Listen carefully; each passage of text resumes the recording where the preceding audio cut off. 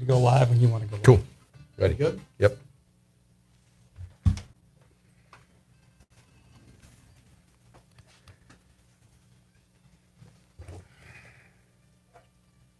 Check one. I could close my eyes and this sweet surrender. Did you hear that song last night, Jimmy? Aerosmith? Yeah. Yeah. Did you hear that practice? Yeah. It was pretty good. Yeah, it was good. I saw the video too. It was cool. Oh. Check. The one that Pam put up? Yeah. Yeah. Oh. Check. That's your We need to get Jimmy involved a little more on this one. I don't know. What do I got to say about running? Gosh, a lot. no. Whatever you want to say. No, I don't really jog much. I'm not Right. very good at jogging. Well, let's talk about why not. The age thing. It's too tough on the knees. And Stop. What? Okay. Well, I mean, we run with this guy who's like 69. 1969? No, he's like 69, 69 years old. Wow. Jeez. I don't know. I just don't like running. I like lifting weights. It's more sedentary. I can sit while lifting weights. Okay. All right. Are we ready? True. You can't just sit there. Hey, everything's running, I guess? We're up. Okay. Get the music.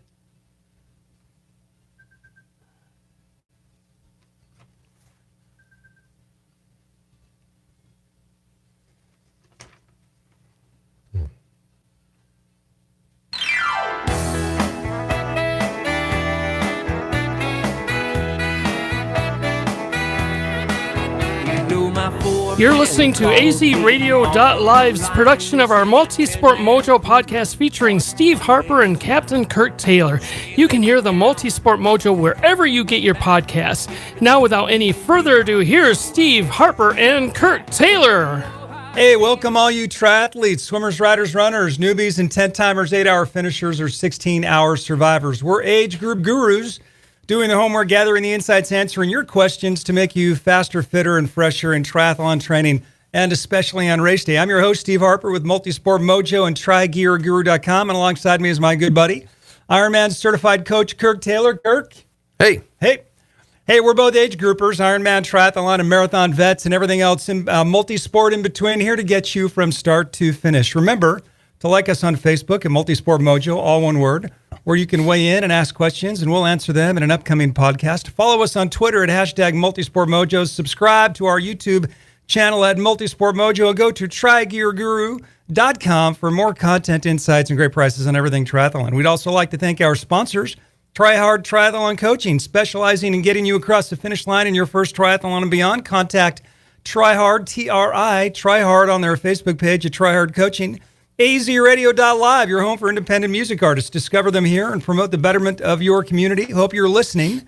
And Big Mike's Recording Studio, headquartered in Scottsdale, Arizona. Need to record an album, broadcast a radio show, polish up your blogs, Facebook Live feed, or even record a podcast? Contact Big Mike's Recording Studio at azradio.live and get all the polish of a professional recording studio at a price that fits your startup budget. Big Mike's. We're here in the palatial Scottsdale studios at Here at Big Mike's. Big Mike's. Big Mike's. This is Polish. We've got Jimmy behind the glass. Hi, it's good to be here. Keeping us honest. Hey, listen, this week the polar vortex has hit. The polar vortex, or as they call it in Minnesota, just Winter. another day. Yeah. just another day. Minus 65, I saw this morning. Wind chill. Let's clarify that. Wind chill. Yeah. Well, Minnesotans. I mean, they're like, it's Yeah, cold. no, but that's the wind chill. That's not the I know. actual temperature All right, it's outside. minus 35. The wind chill takes it to minus 65. Mm-hmm. Minus 65. My wife's from Minnesota, and she just says, yeah, it's cold. Yeah. You know? Yeah. Things freeze, like your hair and your eyebrows and the water and the shower fog and on the inside. It's cold. So I saw this morning that there was an ultra marathon that started in International Falls, Minnesota. That is right up on the Canadian border. Started on Monday morning and went 100 miles. I believe it was 100 miles south to, and I can't remember the city right off the top of my head. They would finish on Tuesday evening. I'm sure this was planned way in advance of a polar vortex rolling into town. But wow, can you imagine? Can you imagine? Do you remember the? Do you remember what it's called? The name of the race? I don't. I'll find out. You know what I'll do is I'll find out in between podcasts, and we'll I'll announce it on the next podcast. Okay. Gosh. Cool. It's really, really cold. Yeah, it's a long time to be outside. Yeah. Overnight. I was watching videos of northern Minnesota on the highway, and you think of we're Arizona. I'm an Arizona boy. You're Colorado, Minnesota growing up, so you're more used to the cold. I am not. So the pictures of the highways and the snowdrifts and the wind and wow. I mean, I can't imagine. I can't imagine going for a run, any kind of a run, especially on race day when you're trying to motor and stay hydrated and do all of the things that you do. Well, didn't you say something about bikes? Yeah. When I read through it quickly, it's a running bike. It's like a duathlon ultra marathon. I don't know. How let's talk about that. We've had a lot of questions come in about how do I train in cold weather? How do I, what do I do if it's going to rain on race day? What do I do if it's going to be cold and windy? Let's talk about all of that. You've done races when the weather's gone sideways. Never in a polar vortex. No, I've never raced in a polar vortex. But the weather's gone sideways. I'd like to. Would you like to race in a... So here's I was going to ask you. Who doesn't? We should sign up for this ultra. Yeah. In Minnesota. Yeah. Next January. Next year. Yeah. Right? We should do this. Yeah. We should do this. Yeah. Next January. I got a place to stay. Okay. Yeah. Fabulous. Right? Done. Come on. Let's do it. So you've raced when the weather's gone sideways. I know you've raced. Let's talk about races, and we can talk to how to get ready for them. Okay. Yeah. Cool. Yeah. You're going to want to bring layers. Yeah, for sure. That's the word. The layers. Why? Well, because you never know what's going to happen, and so the weather goes bad, or if you have a hunch that the weather's going to be bad. Yeah. You've got a jacket, right? Bring a jacket. Bring your arm warmers. You want to be able to take stuff off. We've talked in previous episodes about finding really bargain priced gear so that if you want to, you can just pitch it. Totally. You want to. Yeah, I don't want to take my new Nike pullover and have to come to grips with, I'm getting too hot. I got to get rid of this thing. I've done races with jackets tied around my waist. I've done races with you with big jackets. Yeah. Because it was really cold. It's not the end of the world. Yeah. But you do look a little bit like a dork, running around with your jacket tied around your waist. Yeah. Yeah. So I looked like a dork because I didn't want to throw my jacket away. Yeah. But I've done that. I've grabbed stuff at Goodwill, worn it for the first 5 or 6 miles in a marathon, and then pitched it. Right. Yeah, no, we had a marathon years ago where it was pretty miserable the entire race. Rainy, cold, just essentially nonstop. Right.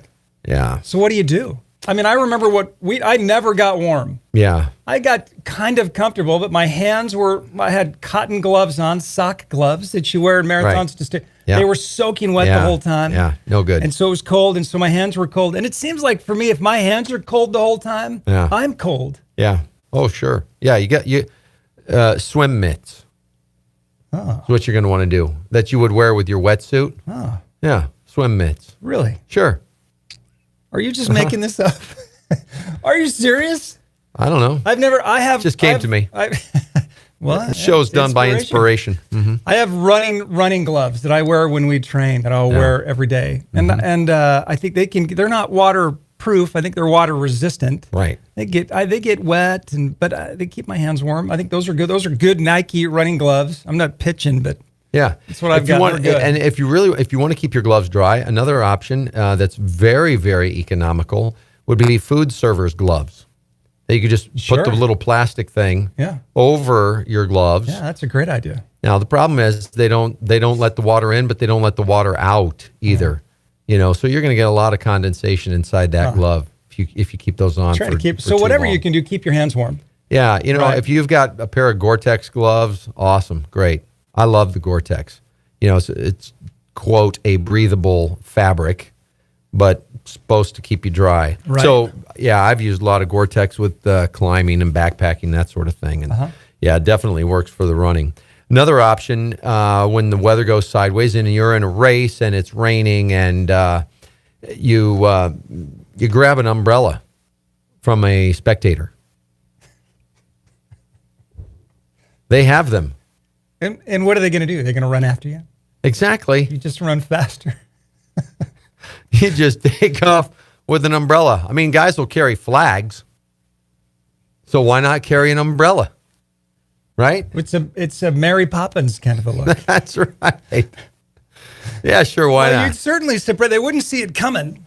No. Right? That's right. You just say, hey, I just need to borrow this for a sec. Can I borrow your umbrella for a Yeah, minute? yeah. I mean, they're going to be cordial. Well, Yes. yeah, sure. They're thinking you're going to stand there, and Right. Yeah, and then you're then gone. you're gone. Yeah. Hey, Mary Jo's wondering, thank you. You say, thank you so much for coming out today. Thanks for being out here. give her a high five. Yeah. Give her a high five, and, Hey. and go. Sure. I mean, what's an umbrella? A few bucks? All right. So last year I did something. We were in a marathon in October. We did St. George, a bunch of us, and it rained. Yeah. And I did something I'd never done before. The silver blankets that you get at the Sure. start of the race. It's Yeah. really cold at the start of the race, and it wasn't raining yet. It was maybe starting to sprinkle a little bit, but we didn't know what direction the day was going to go, right? And you really don't. So I for a while I ran with the silver blanket. I pulled it around like a cape and kept it around, and it actually kind of kept me warm. And then it started to rain, Yep. and I didn't want to get rid of it. No. So I punched a hole through the middle. That's right. Put it down over the top, so I looked like You turned it into a poncho. And I ran. And I was going by people, and people had two reactions. You look Brilliant. ridiculous, or that's the smartest thing I've ever seen. Totally. I was totally dry. Yeah. Totally dry. I was Yeah. warm. Yeah. And I was good. I was Yeah. totally good. By the time the rain stopped, about mile 20-ish, Right. pulled it off, Yeah. pitched it. Yeah. I was totally dry, and ran in there. It was great. It's the poncho space blanket. It was brilliant. Yeah. Totally worked out, and it was totally impromptu. Have you ever done that before, Jimmy? Made a blanket out of made a poncho out of a space blanket? I'm wearing one now. Oh. Wow. Yeah, We were it's wondering. stylish. It's a what do you call it with the embroidery? No, Yeah, it is. paisley. Oh, it's a If paisley you could only see this. space blanket. YouTube and Facebook, Cool. you can't hear Jimmy telling us about when he wore a. That's why I asked Space him, blanket because in a race. he's here with his space blanket poncho. Yeah. Hey, what about triathlon? What if you've got a tri-race day, and we did a triathlon. We did a half Ironman a couple of years ago, where the night before the weather looked like it could go sideways. Race morning, it got really dark. Black clouds rolled in, and we thought, oh no, we're going to be in for it. Started raining On the swim, on the swim. and the temperature dropped. Yeah. It was cold. It was Yeah. cold. Yeah. Cold and wet. Yeah, which didn't really affect you too much in the water, but it was when you got out of the water into transition. Holy smokes, Horrible. that was rough. Yeah. And I'd never experienced anything like that before. So even coming out of that race, I said, boy, if it ever looks like it's going to go sideways on a race day again, I will know better. I will have gloves in my T1 bag. Listen up, kids. Bike gloves in my T1 bag. I'll have a bike jacket in my T1 bag. I may even have longs that I pull on in my T1 bag, because not only was I frozen into your wet, trying to then get the wetsuit all the way off, trying to get shoes, just trying to get changed, which is about a 2-minute process.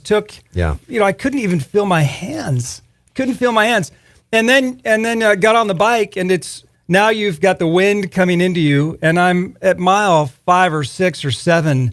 I'm frozen, and we got another 50 to go, right? And I just people kept dropping. We'd get to aid stations, and And I would see people huddled around steaming pots to get over there, and they're making hot chocolate for athletes. Athletes are like, we're out. We're calling out.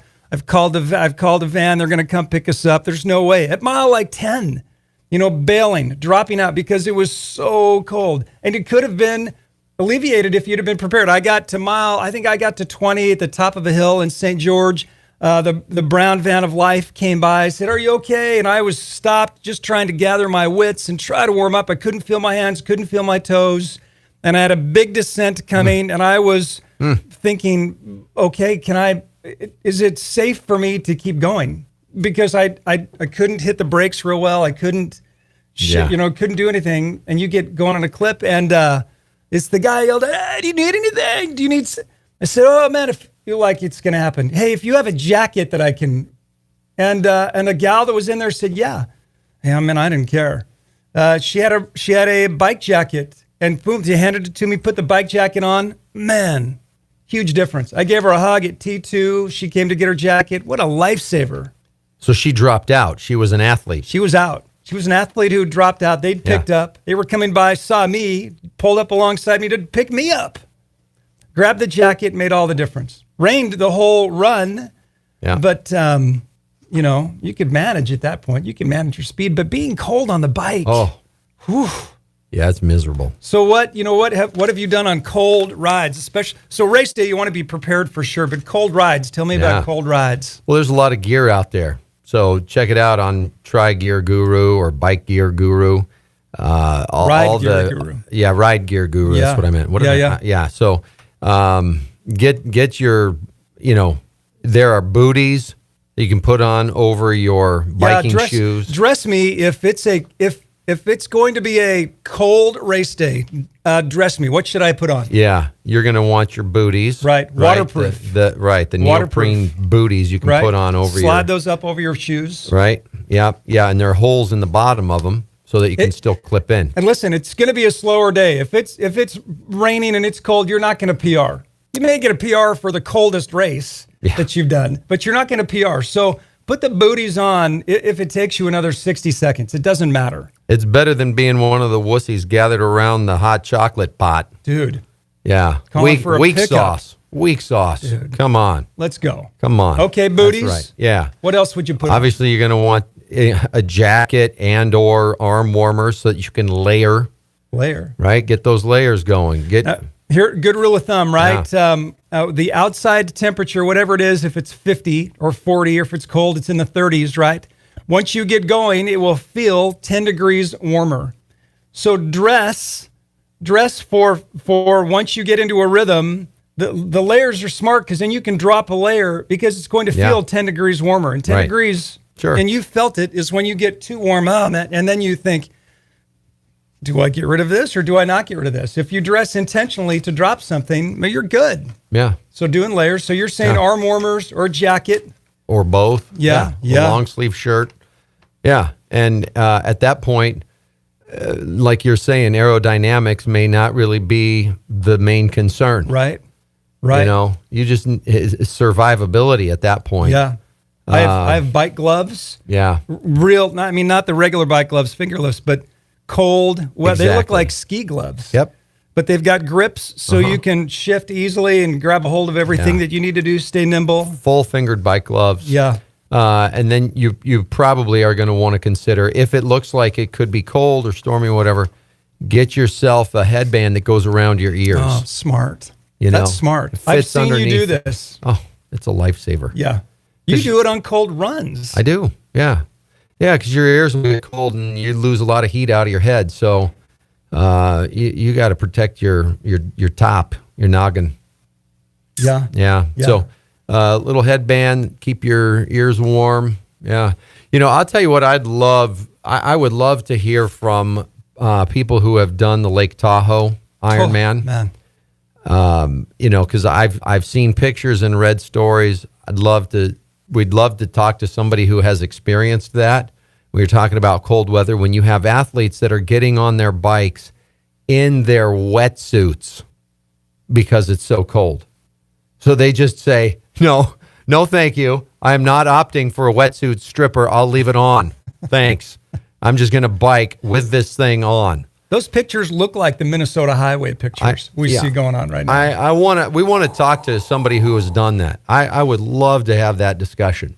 Interesting when you know it's going to be a cold race and you plan and it still goes sideways. You know? Yeah. We lost Okay. All right. But when it's surprised, so is it worth packing all of that stuff even if you don't use it? Of course. Yeah. Yeah. Well, it makes sense now, right? Put it in your bag. You know, I think when triathletes, you think of the uber nature of packing and gear that we wrap our heads around. You think, I'm going to be light and I got to take all this stuff down to T1. I got to bag it all to T2. I'm not going to bring it I'll be fine. Well, you can bring it the morning of. You don't have to have everything loaded into your transition area right there at the bike the day before. Right. Just bring it morning of. Right? Bring it morning of. If you got somebody that's out there with you and you decide, I'd rather not leave all this here with the bike, fine, just give it to your, right. Yeah, what's the downside?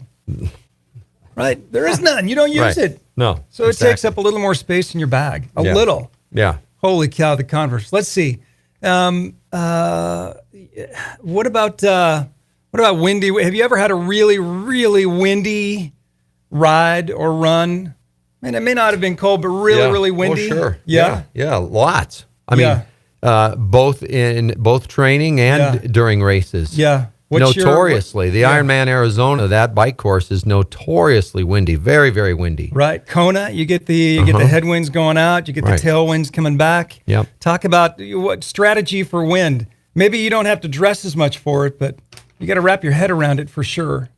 Yeah, I remember first Ironman, and we're all going out for the second loop, and the wind is still pretty horrible, and we all said, okay, here we go, bring it on. We knew what we were facing, and it was kind of like, yeah, here we go.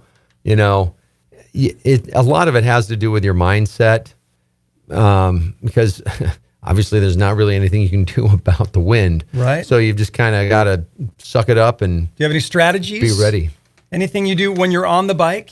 Well, it depends on the race you're doing, or if it's a training ride. Obviously, if it's a race and it's a non-drafting race, well, you're just kind of out there exposed. I suppose you can maybe cheat a little bit if you're behind the rider in front of you enough, and maybe you get to the side a little bit if the wind isn't quite head on, right? I don't know, but what about getting down an arrow as low as you can get? Does that help? Of course. Yeah. Yeah. I mean, it's like being in a wind tunnel. Right. Sure. Trying less mass, right? Yeah. Yeah, no, what you want to do is sit up really tall in the saddle. Put your hands on your handlebars with just your fingertips. So you're really getting up, because you want to be able to see what's going on. Yeah. You want to be able to see everything all around you. It messes with riding in the wind messes with my head. I feel like I feel like I'm going nowhere. I feel like I'm in the mud. Yeah. And after a while, it's discouraging. I'm not moving. I can't catch. People are getting away from me. Oh, yeah. It can be really discouraging. That's why I'm saying a lot of it just has to do with your mindset. You just kind of buckle in. Yeah, you got to just be ready to. And then you just sit and hope and pray that if there's a turnaround, that you'll have the wind at your back. So what happens when you get the wind at your back? What should you do? What if you got a strong tailwind? Yeah, then it's just pedal to the metal, baby. Put it down. Ride it while you can. Some people think, this is my time to coast and rest for the run. Yeah. Yeah? Why not? Okay. Yeah. Depends on how you're feeling, or do you have a strategy? Do you say, listen, man, it's free speed. Go. That's right. Yeah, get on with it. I when I say pedal to the metal, just you don't necessarily have to go completely nuts and wipe yourself out, but you can still you'll be able to maintain a nice speed at less effort. So just that alone, obviously, is going to give you more for the run at that point. I know that I've caught. There are a couple of descent. There's a descent at Oceanside that's pretty notorious. One at St. George that's notorious. Those are two big descents that I can think of in half Ironman races that I've done, where I've had a tailwind in both. Not every year, but I've had a tailwind. There were a couple of big descents at Oceanside. I had a tailwind at one. And I know one that I had in St. George where I had a tailwind when you're coming out of the top of Veo. And it's got to be 5 miles-ish back into town. Right. Right, tailwind. And I was going so fast. I was down, going as hard as I could, wind at my back, strong wind, that I felt like, man, I should back off. I'm going to go, if I go down. Make you a little nervous? Made me a lot nervous. Yeah. If I go down, it's going to be bad. But, it's race day. Yeah. We're making speed. That's right. I'd throw it to the wind, ironically. It's fun. Hey, I've got a couple of questions here as we wrap up. Coldest you've ever run in? Coldest you've ever run in? Coldest I've ever run in. Yeah. Wow. Probably in Utah, I'm thinking. Yeah. Race day, I don't training know. ride? Yeah, just Or training. Yeah. Can't remember if I really ever went out and ran when we lived in Minnesota. Those were probably coldest days I've really ever been in. Didn't go out on runs. Well, let's talk just quickly. Let's talk about if it's so when you've got a decision to make in training. Yeah. It's raining. I got to get a ride in. It's raining and cold. I got to get a run in, and you don't want to go out. What is your option? Oh, well, you get a spin bike. Yeah. And you put it in your house.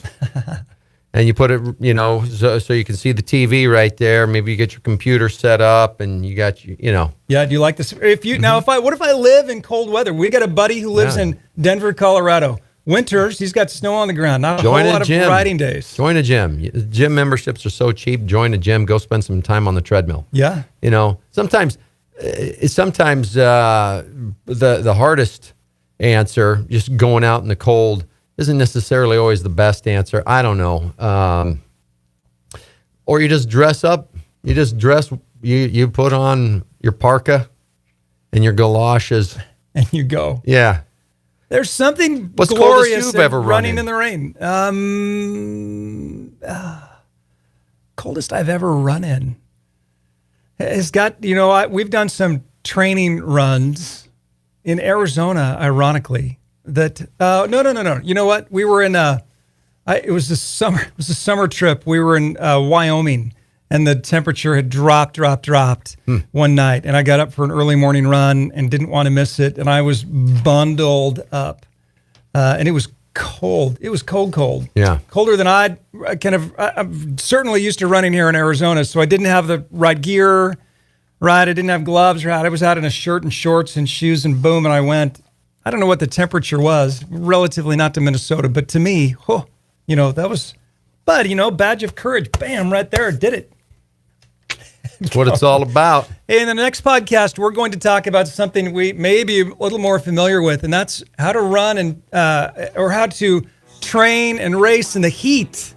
If you got a hot race day or you're training in the heat, we're going to talk about that. Hey, Kirk, I want to thank you. I want to thank everyone for listening today. Remember, like us on Facebook at Multisport Mojo. That's all one word, where you can weigh in and ask questions, and we'll answer them in an upcoming podcast. Follow us on Twitter at #MultisportMojo. Subscribe to our YouTube channel at Multisport Mojo. Get all of these where they're archived. Binge them on a Saturday night. Go to your trygearguru.com. For more content and insights and great prices and everything triathlon. And thank you to our sponsors, Try Hard Triathlon Coaching. Contact Try Hard on their Facebook page at Try Hard Coaching.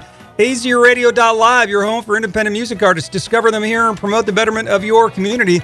Big Mike's Recording Studio. Big Mike. Contact Big Mike's Recording Studio at azradio.live and get all the polish of a professional recording studio at a price that fits your startup budget. This is the Multisport Mojo podcast, Triathlon Age Group Gurus, doing all the homework, gathering all the insights, answering all your questions to make us all fitter, faster, and fresher on triathlon training and on race day. Here to help you get from start to finish. See you next time. Until that day, it's all just talk.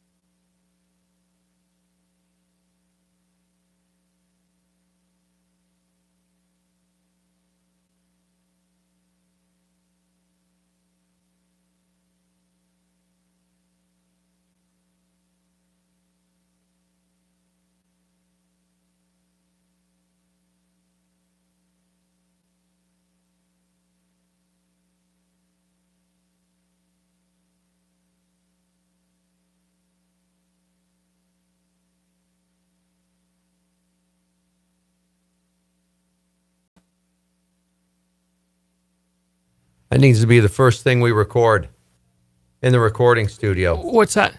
Big Mike. Yeah. I'm just going to check something, make sure something. Okay. Big Mike. It's out of the way. Hey, come on down to Big Mike's. All right, I'm going to slide over. I'm not going to sit. You got an album you want to record? How about an EP? Just a single? We can take care of you. Want to do voiceover work? We got you covered. Come on down to see us. Hey, Jimmy. Jimmy Lee Boggs.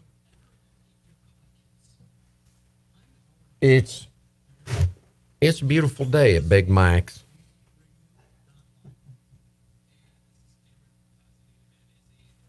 Where in the world is Jamie?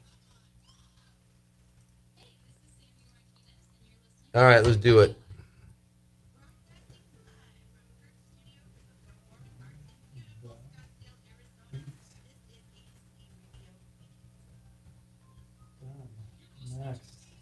Jamie? Okay. I got to get rid of this gum.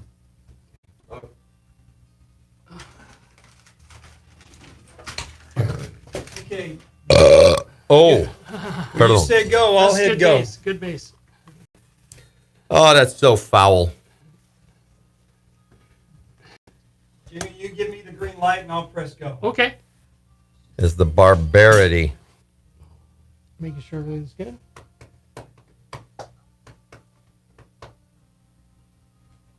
Oh, man.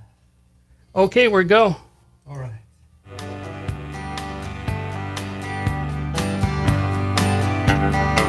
Hold on.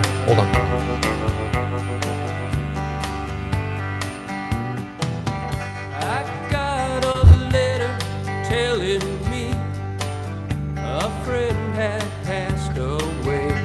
I couldn't help but think about you and the All right. way you left that. You're listening to azradio.live's production of our Multisport Mojo podcast featuring Steve Harper and Captain Kirk Taylor. You can hear the Multisport Mojo wherever you get your podcasts. And now, without any further ado, here's Steve Harper and Kirk Taylor. Hey, welcome to all you triathletes, swimmers, riders, and runners, newbies and 10-timers, 8-hour finishers, and 16-hour survivors. We're age group gurus doing all the homework, gathering the insights, answering your questions to make you faster, fitter, and fresher in triathlon training, and especially in race day. I'm your host, Steve Harper, with Multisport Mojo and TriGearGuru.com. Alongside me is my good buddy, Ironman certified coach, Kirk Taylor. Kirk. Hey. I thought it was going to come with some more smash. Hey, we're both age groupers, Ironman, triathlon, and marathon vets, and everything else, multi-sport in between, here to get you from start to finish. Remember to like us on Facebook at Multisport Mojo, all one word, where you can weigh in and ask questions, and we'll answer them in an upcoming podcast. Follow us on Twitter at hashtag MultisportMojo. Subscribe to our YouTube channel at Multisport Mojo. And go to TriGearGuru, that's TriGearGuru.com, for more content, insights, and great prices on everything triathlon. If you're running, go to RunGearGuru.com. If you're swimming, go to SwimGearGuru.com. If you're biking, cycling, go to RideGearGuru.com. It's all there. We'd also like to thank our sponsors, Try Hard Triathlon Coaching, specializing in getting you across the finish line in your first triathlon and beyond. Contact Try Hard on their Facebook page at Try Hard Coaching. azradio.live, your home for independent music artists. Discover them here and promote the betterment of your community. Big Mike's Recording Studio. Big Mike. Headquartered in Scottsdale, Arizona. We've almost got that down. Need to record an album, broadcast a radio show, polish up your blogs, Facebook Live feed, or even record a podcast. Contact Big Mike's Recording Studio at azradio.live and get all the polish of a professional recording studio at a price that fits your startup budget. We have we're in the midst, luckily we're here in Arizona, but we're in the midst of a polar vortex that has the middle of the United States wrapped up in its sweet baby chilly arms. Temperatures dropping with the wind chills down to minus 65 in parts of northern Minnesota, Chicago. It's crazy. Here 74 degrees yesterday in sunny Scottsdale, Arizona. As we sit here in the palatial Big Mike's recording studio, Jimmy behind the glass, making sure Big Mike's runs like a top, smooth, finished, oiled machine, keeping us on 74 degrees here in Scottsdale. Yeah, the folks in Chicago are saying, bring back global warming. Whatever happened to global warming? What happened? We were talking. I was going to look. I'll have to. I'll put it in the notes on Facebook. There's an ultra marathon, which has a bike portion to it. I'm a little sideways on this, but there's an ultra marathon.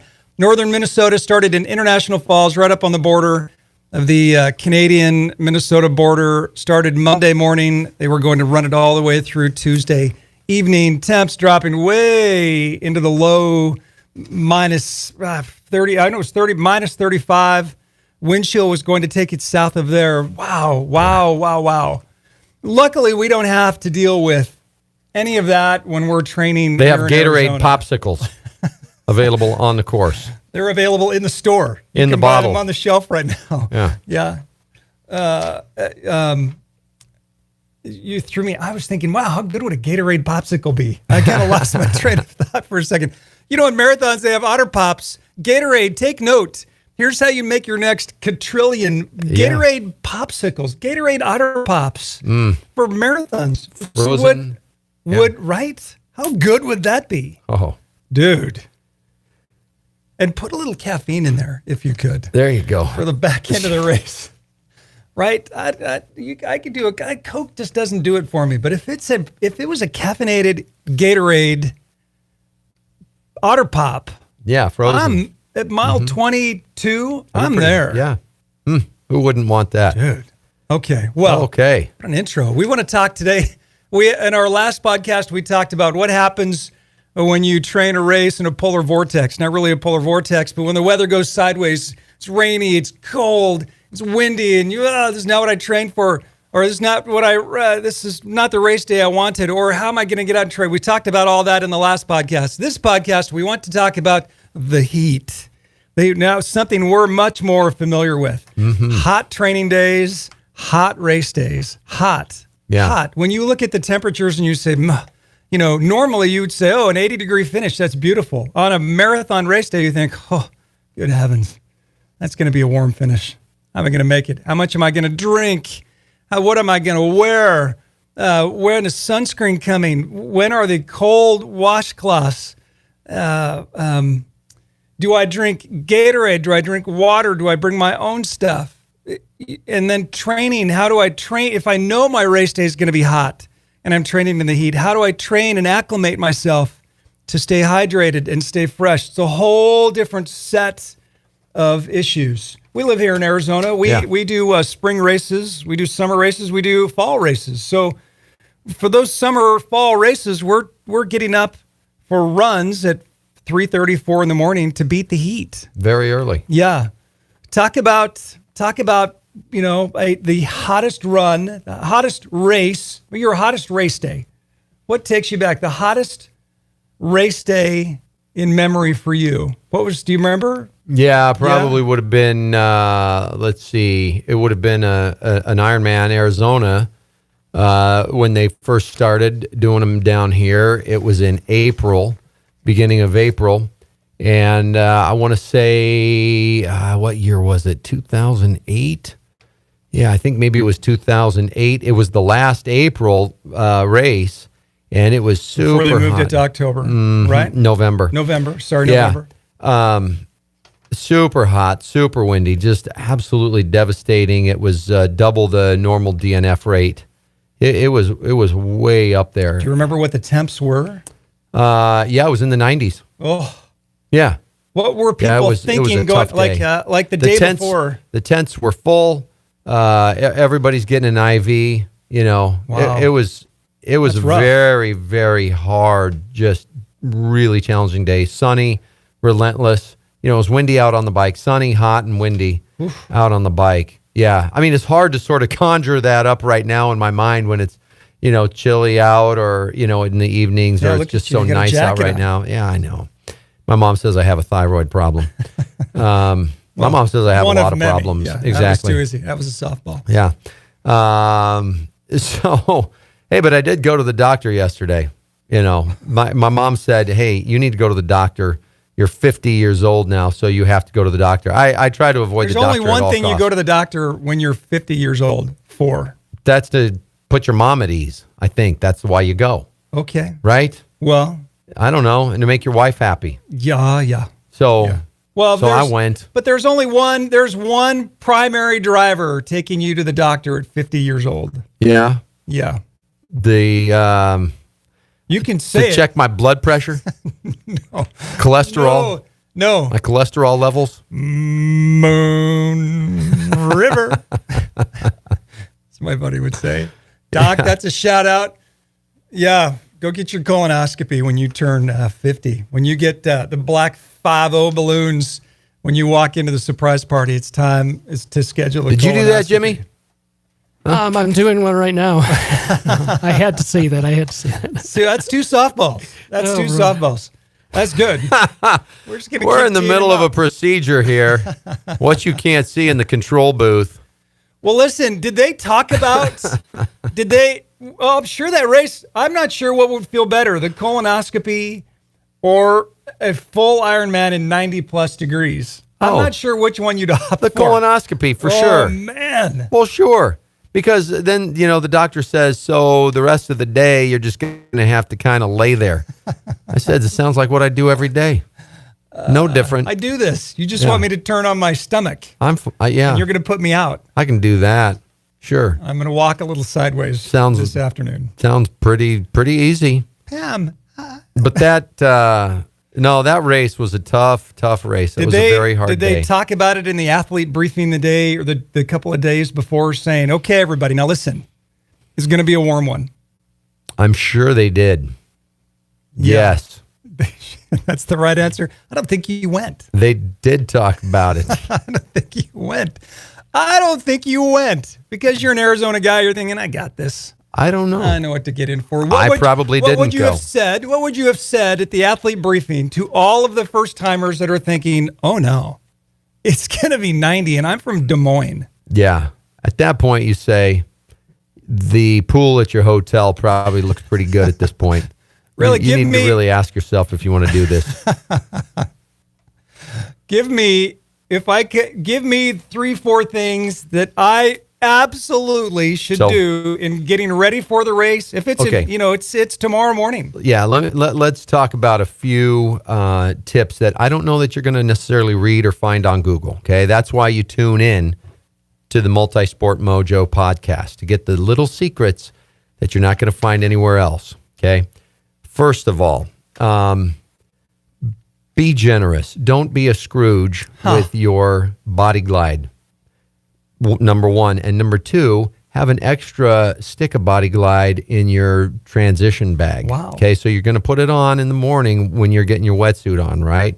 Everywhere where you think you may end up chafing, and maybe even places where you've never chafed before, but you think, I wonder if I could chafe there. Yeah, just go ahead and put it on. Definitely putting it on. Yeah, neck. Where? Yeah, well, we've talked about this on a previous episode, but just to review, you're going to put it around your neck because you do not want blisters Neckline, on your neck. right. Because your Especially head where is the turning. flap is, Right, right. where your head is turning, that creates a lot of rubbing on your wetsuit. You'll see guys that have cut away their wetsuit to create a lower Dude. neckline so that there is no chafing. Can't imagine us having a cut or a burn and having Yeah. that sweat It's all afternoon. It's miserable. terrible. Yeah, so be generous with it there. I'll put some kind of like on the back of my arm, around the shoulder blade area, in your, just everywhere where you think you may end up chafing. When you come out of the water, then I like to have that stick handy in the T1 bag because I'm going to put it on my feet at that point. You don't know how hot your feet can get on a really hot day biking 112 miles. I have had, almost to the point of blisters. I've actually been in races where I've had to take my feet out of the shoes and cycle with my feet on top of the shoes just to give the hot spots a break. Right. You know? People do not think about getting blisters in your bike shoes. Right, exactly. You don't think about it. No. So be generous with the Body Glide. Now, hang on. Now, when you talk about putting it on your feet, toes, Yeah. in between toes, all Right. around the toes, Yeah, your heel, yeah. on the sides, Yeah. everywhere. Totally. Yeah. Good, I mean, not douse them. Cover them. yeah, you want them pretty well lathered. Yeah. Then when you come out of the transition area, if you're doing it, let's say it's a full Ironman, you're going to have a transition tent. You come out of the tent, and maybe even if it's not a full, you may have people doing sunscreen. Okay, do not let the sunscreen applicators rush you through. See, these volunteers that are hanging outside the tent that are putting the sunscreen on, they think that you want to be on your bike now in seconds. And so what they'll do is they've got the sunscreen all over their hands, and they got the latex gloves on their hands, and they just kind of go, just sort of splash you with a little bit and a couple of little spots and say, go, get going, come on, go, you can do it. Well, what's happening is that 90% of your body has no sunscreen on it. So you just stand there with those volunteers and say, oh yeah, no, you keep going. I'm in no hurry.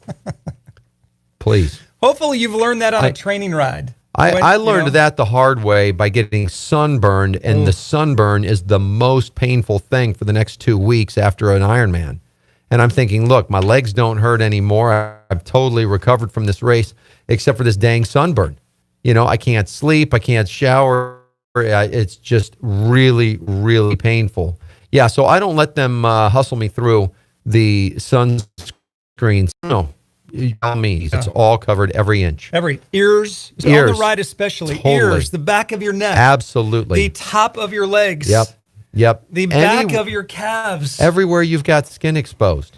You got to get sunscreen on it. I think often, right, my first couple, boom, hit the arms. Right. Hit the arms, hit the front of my neck. That's what they do. I think I was good. And then I got on the bike and got sunburned in all of the places. Terrible. Like the sunscreen did me no good because it wasn't doing it was all in the shade of where I was riding. My neck got torched. The top of my legs got torched. The back of my calves got torched. My ears got torched. Yep. Torched. Oh yeah.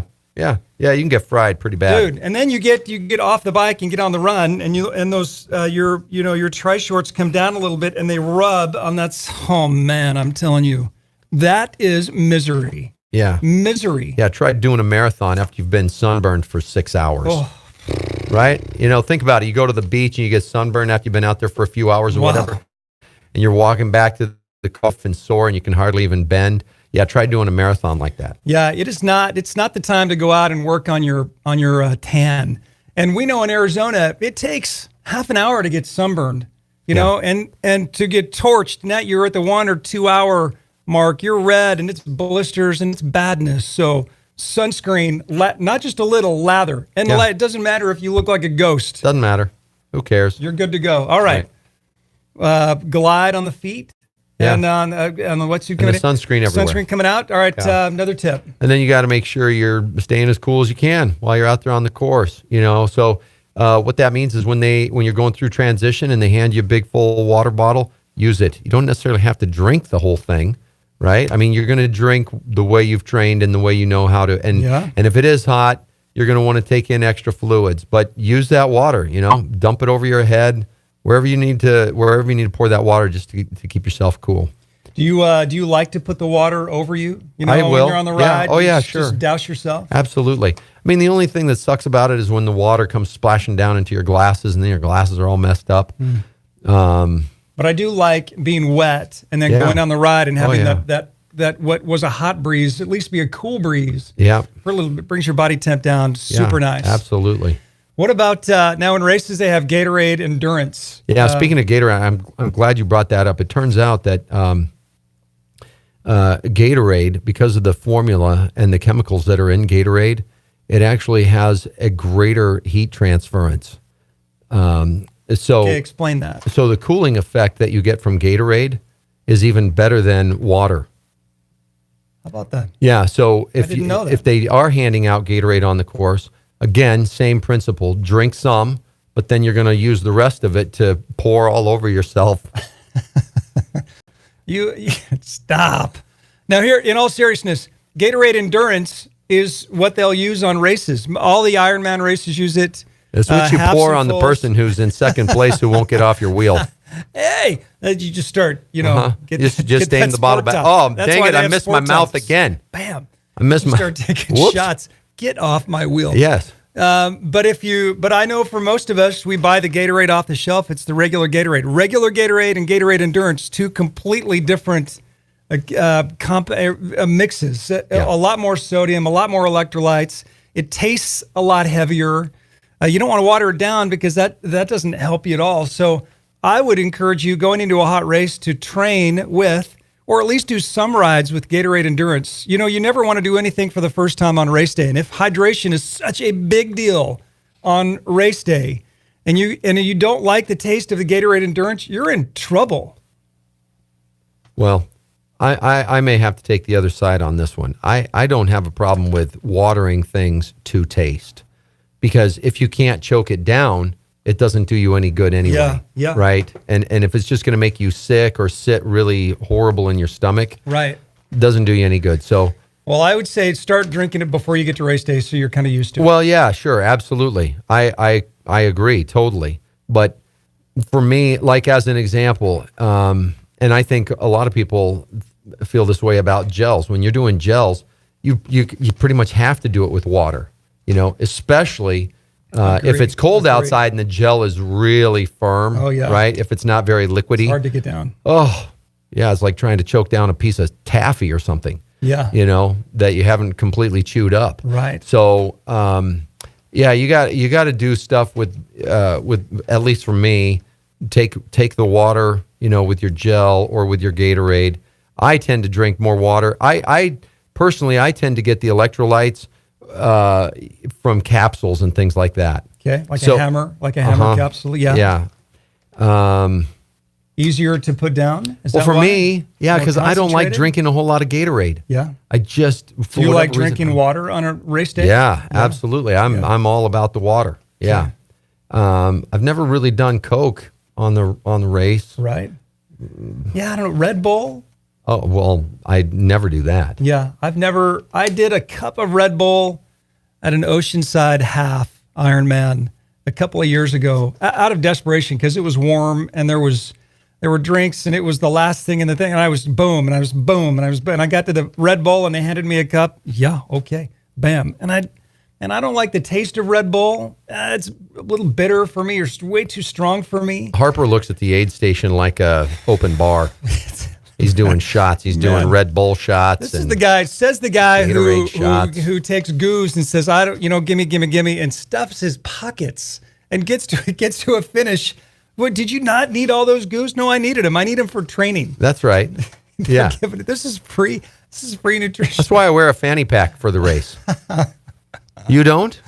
Don't you? Doesn't everybody out there wear a fanny pack for the race, and you just kind of go along and take the bananas and the goose and everything that they offer? How many do you train for a hot race? Do you have long runs or long rides where you think, okay, I'm going to treat the nutrition today just like I'm on race day. I'm going to take it every hour. So do you have a race day plan, and then you say, okay, I'm going to mimic this in training? Well, try. You got everybody kind of has to get to a point where they've got their nutrition and their supplement plan kind of figured out, and kind of dialed in. And it's going to vary, because every run is not the same. The effort, the intensity, the temperature, the humidity. There are so many factors that, so many variables to consider that it's, it can be really hard, but that's why you train. That's why you train. That's why you go out and you say, okay, well, that seemed to work today, or that did not really work. I think that's such a smart. I think that's another nugget that you need to pack away for training. You've got to train just like you put miles on. You've got to figure out your nutrition before the race. It's so smart. What you said about, okay, this works, this didn't work. All right, on the next long run, I'm going to try this, and I'm going to see if you've got to have. I think too many newer triathletes, and especially first-time triathletes, because you just don't know, Right. Miss this completely. And when it all goes sideways on a hot day, right? And we've seen them. We've seen the people on the side of the road trying to, everything's coming out, everything on my inside wants to be on my outside, or they're cramping, or it's just gone wrong. It's nutrition. I don't know if they, sometimes you just can't help it, Right.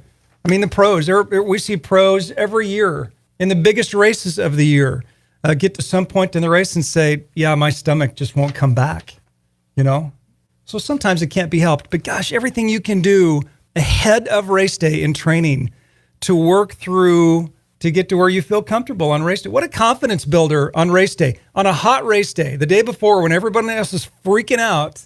And you would think, I got my nutrition down. I got my glide planned. I've done the glide. I've got my nutrition's figured out. I know how much I'm going to drink. I know how many goos I'm going to take. I'm not going to miss the sunscreen. Going into race day, you're thinking, all right, bring it on. Yeah. It's, and even in spite of all the planning, the thing at the end of it all, when you get into the race and the moment of it, that's a big part of having a good race or a good experience is the way you approach it, your attitude. Because even in spite of all the planning, you could still get, have an upset stomach or just whatever. Because let's face it, you cannot fully mimic race day during training because you've got so much more adrenaline going through your body. So you've got a different chemical composition day of the race. Do you feel the urge to go to the bathroom like 5 times before every training run? Not necessarily. Do you feel that before a race? Yes. Everybody's like, because you're nervous and you've got all this anxiety and, so you want to plan for it. You got to, and that's one of the great things about doing it a lot, so if you've done one, hey, it hopefully it will get better and better because you can kind of, what to expect and you don't necessarily have the nerves and all that stuff to deal with. And so racing over time and making it a part of your life and not just a one-off event, check off a bucket list or something.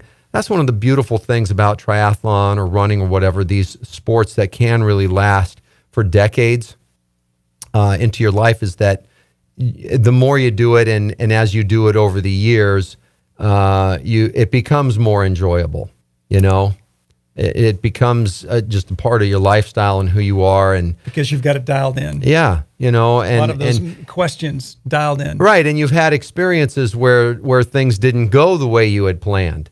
So it's kind of like, all right, well, I've been here, done that, right? Been here. And I can handle this. I can work through it. I love that on hard race days. And when things aren't perfect, and they're never perfect. So there's some component that's going to go sideways when the weather goes, but that you can say at that moment, all right, I've been here. Yeah. I've been here. Well, think about it. That half that you did in St. George where the weather was so awful, it was freezing cold and it was raining. Well, you may have another race where it gets cold or where it rains a little bit. But now that you've had that other experience where it was just absolutely miserable and you're asking anybody who's willing to lend you a jacket, you've had that experience. So, that's something that you've now got tucked away and that you can call upon if the things go a little awry in another race or another training run. It makes us better people. It makes us stronger people. Wow. We're waxing philosophical here today. We had a moment. Yeah. That's why you tune in. A Zen moment with Kirk Taylor. All right, well, we better wrap it up. One question before we wrap up. Biggest mistake on a hot day that you've made or you've seen? Biggest mistake you've made or seen on a hot day? Taking the entire box of donuts from a spectator who was offering donuts to the athletes. And I've seen him. We're not joking here. He's done it. I went for the whole box. He's done it. I'll do it. Yeah. Actually, no, I don't know that it was all that hot, but I did stop for pancakes and syrup and bacon. There was some dude out. If you're listening and you think he couldn't possibly do this, this is true. This is actually a true story. Phoenix Marathon a couple years ago. There was a church group that was, where were they at? I want to say mile 18, 19, 20, under a something like tent, that. had a canopy. So, yeah, we, Yeah. Had like a breakfast going. Yeah. Yeah. And, And we stopped to chat. we did. We were taking the race pretty casually that day. I'm not going to tell you why exactly we were so casual about the race, but suffice it to say, we were feeling good. We were feeling really, really fresh at mile 20, like really fresh, kind of like we'd only run about 7 miles or so, but so we were feeling about 7 mile fresh, not 20 mile fresh. Yeah. And they've got this big old breakfast that Our buddies didn't appreciate that. The pancakes and the syrup and the whole thing and the bacon, and we stopped for breakfast. They were doing it, to Well, and you're not one to pass up a free breakfast. No. So I don't know. I still felt okay after that breakfast. I don't know that was really big. No, my biggest mistake was coming out of the transition tent. It was what I was talking about at the very beginning. Right. Coming out of that transition tent, getting so, just jazzed to get on the bike. I got to get on the bike. Go. Give me that sunscreen. Go. Okay, great. I got 2 ounces worth of sunscreen on my fingertips. Fabulous. Let's go. And then I end up sunburned for the next 3 weeks. Okay, my biggest mistake, and I've made it so many times, I tell myself I'm not going to do it. I drink way too much. Going into a hot race, I drink way too much the day before, the night before, and the morning of before the race. And I end up in the Porta-John or behind the Porta-John or in the bushes at every mile marker for the first 10 miles. Yeah. At least if it's a marathon, first 10 miles. If it's in a... There's a reason we call him leaky. There have been some swims. There have been some half Ironman swims, not full because I wasn't going to do There have been some half Ironman swims where I had to race out of the water and get that wetsuit off. Not because I wanted to get on my bike, but I had to go to the bathroom so bad. That's what the lake and the wetsuit is for. Oh man, yeah, Come on. no, because that's when wetsuit strippers. That's a wetsuit stripper's nightmare. Yeah, well, whoa, that's what they're out there for. All right. Hey, if you've got other questions, put them on the Facebook feed or the YouTube feed. We'll make sure we get to them. Remember, like us on Facebook at Multisport Mojo, all one word, where you can weigh in and ask questions, and we'll answer them in an upcoming podcast. Follow us on Twitter at #Multisport Mojo. Subscribe to our YouTube channel of Multisport Mojo. See this and all of the podcasts and videos that we have archived. Binge on a Saturday night. Go for it. And go to trygearguru.com for more content and insights. If you're a runner, go to rungearguru.com. Swimmer, go to swimgearguru.com. Biker, go to ridegearguru.com. It's all there. We want to thank our sponsors, Try Hard Triathlon Coaching. Contact Try Hard, T-R-I, Hard, on their Facebook page at Try Hard Coaching. azradio.live, your home for independent music artists. Discover them here and promote the betterment of your community. Big Mike's Recording Studio. Big Mike. Contact Big Mike's Recording Studio at azradio.live and get all the polish of a professional recording studio at a price that fits your startup budget. This is the Multisport Mojo podcast. Triathlon age group gurus doing all the homework, gathering all the insights, answering all your questions to make us all faster, fitter, and fresher on multisport training and on race day. Here to help get you from start to finish. Hey, have a great one. Jimmy, thank you behind the glass. We'll see you next time. What might have been was never begun. There's nothing I